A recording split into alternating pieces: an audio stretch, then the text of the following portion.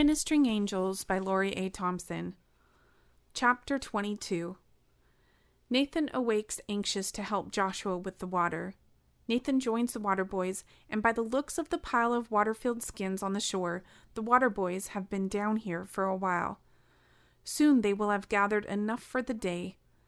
The island will have water to use throughout the day and a bit to put in storage. The boys normally take turns swimming out to the dark waters, one by one, filling the skins. They then take time to rest or play in between. Andrew notices Nathan walking towards him. He stops what he's doing and runs over to greet him. "Let's go together," Andrew states to Nathan. Andrew hands him 2 empty skins, and with his own 2 skins, he demonstrates how to attach them around his waist. Nathan can't resist. He ventures out into the ocean farther than he has ever gone. He's so proud how well he keeps up with Andrew's pace. Nathan has heard stories of the boys' experiences collecting water for many seasons. He understood that the key to collecting water is strong swimming skills. He never considered the maneuverability required. Andrew dives into the deep water. Nathan follows close behind. He feels strong and capable as they swim through the ocean tunnel. It is a path carved out by daily use. Nathan watches as the ocean plants bow away with each pass of Andrew's hand. The deeper they go, the darker the ocean becomes. Remembering the brightness of the day, Nathan looks back up through the tunnel. The large leaves of the ocean plants mask the beautiful day from the underwater world. It is only this opening of the water tunnel that light reveals any secrets of the deep. Just below the ends of the plants, the ocean opens up. Nathan looks back once more to make sure he can find his way back. He has comfort believing Andrew knows what he's doing, but it is the light at the tips of his toes that keeps him moving forward. Nathan hears the water boys give each other tips by the fire at the end of the day. "Don't let your body get too close," he hears. "I let my foot get caught, and the next thing I knew, I was all mixed up in those slimy plants. Thought I was going to drown." Nathan feels the shift in the movement of the water against his face. Even though they haven't been swimming long, he isn't sure how much longer he can hold his breath. Nathan watches as Andrew keeps his body straight and rigid, arms stretched out. The one out to the right seems to keep his balance. His arm on the left removes the skin swiftly from his waist and forces the top of the skin into the rush of fresh water coming out of the deep. The skin fills up quickly, and one yank of the string seals off the fresh water. Andrew brings his arms in tight to his sides and lets his body tumble through the water out of the way. He doesn't have much time left. He will need air soon. He remains off to the side and motions Nathan to take his turn.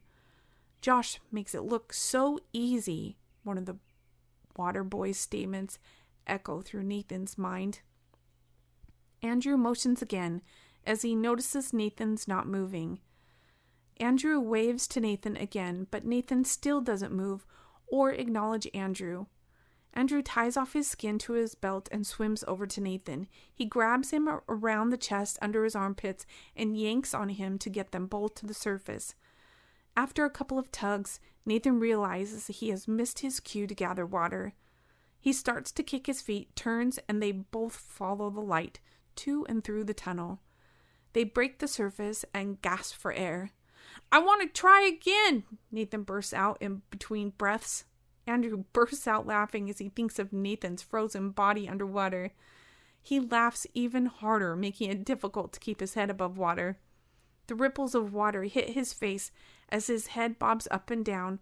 Watching Andrew struggle makes Nathan laugh. Now they're laughing, coughing up water, gasping for air, and all the while trying to keep their heads above the water. Nathan flips on his back to try to regain his strength.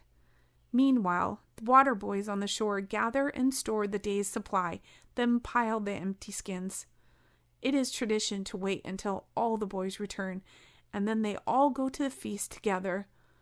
The boys stay on the shore, mending fish nets, awaiting Andrew and Nathan's return. A call is heard by the boys over the ocean.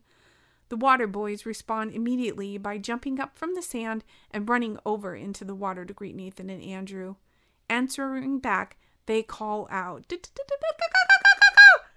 They stand up out of the ocean and walk onto shore together, both with water-filled skins hanging from their belt. Grinning from ear to ear, they receive the boys with hugs.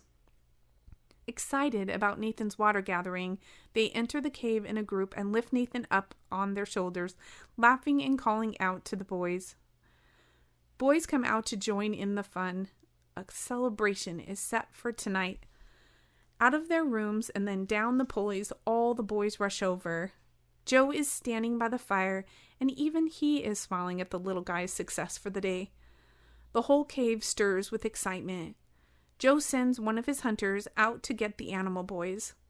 As the boy heads out of the cave's entry, he grabs the hand of another hunter for a companion. He is happy to join in on the duty to get Aiden's helpers. The day has turned to night, which makes this duty feel more like an adventure. The boys run down the hill away from the cave. A roar from the cave causes one boy to stop in his tracks and look back. His companion doesn't realize he has stopped. He keeps running ahead at full speed.